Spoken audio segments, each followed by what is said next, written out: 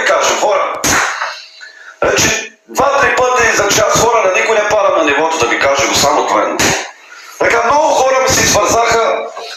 Ева права за един приятел, където всичките го обичат. Той до сега не ме издаде, един път ме издаде, ама това беше набързо, там където няма хейтер, къде му уважава. Така аз съм защитавал много хора в тук и много ще защитавам, ама честните хора ще ги защитавам. С още вече го кажах това. Защото сега ще ви кажа ще нещо друго. Имам тук и модератори. Отиват в мафиотския лайф.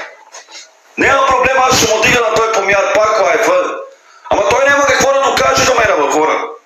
Така, той помяр, как да ви кажа, той помяр на него все му исто, дали ще купцуваш на жената, дали ще купцуваш на детето, дали ще го праваш, на той все му исто, така.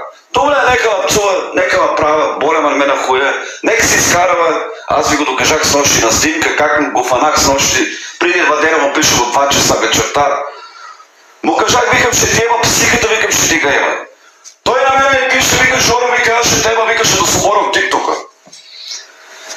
Така му пише, за какво си смисъл, че той ми пише на мен, аз мога.